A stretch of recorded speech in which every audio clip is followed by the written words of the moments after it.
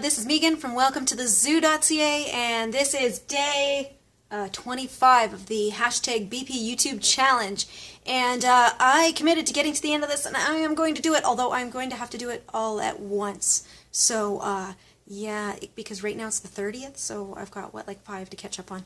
So, anyway, today is your favorite holiday recipe. And for me, Christmas is coming up. So I thought I would share, I guess you could use this for Thanksgiving too, which I have. I thought I'd share the my little trick to getting a turkey as perfectly moist as I've ever been able to do. So it's a really simple trick, and it'll make the turkey nice and juicy and just perfect golden on top and all of that stuff. So here's what you do. You bake your turkey as you normally would. Baste it with olive oil every hour or so. Before you do that, you're going to place a cake pan of chicken broth just underneath your turkey. So if you need to lower the racks, the oven racks, to fit your turkey in, only put it down to the second to the bottom rack or rung, and then put the second rack in underneath that. Stick your cake pan in there. Doesn't matter if it's touching the rack up above it. It should be fine. And you're just going to put that chicken broth in there and let it bubble and boil the entire time the turkey is cooking. So if your turkey's in the oven for 5 hours, you got to keep that chicken broth topped up. So now after it starts, boiling down with the chicken broth, you can start adding water. You don't have to keep adding chicken broth, although if you do that, helps with the flavor.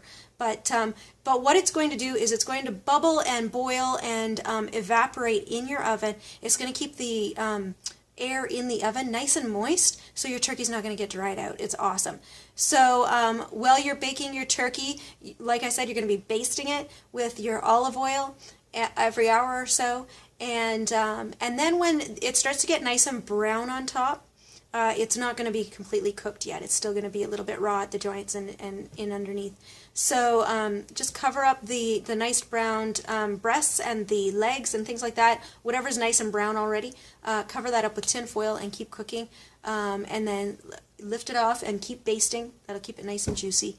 And then by the time your turkey is done, you'll be able to pull it out of the oven. Your cake pan will be ruined, but you can save it for the next turkey that you bake. So yeah, just pull it out of the oven and it should be good to go. You want to let it rest for not too long. I know they say 20 minutes. That's way too long for me. We let it rest for maybe 5 or 10 minutes while we're getting everybody to the table, and then slice it up. And then it should be nice and juicy and perfect for your holiday table.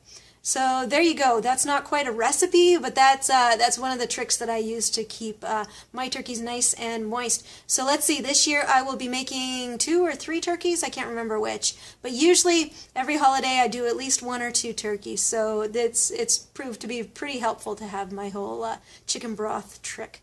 So there you go. That's mine. I will see you tomorrow for day 26. See you then.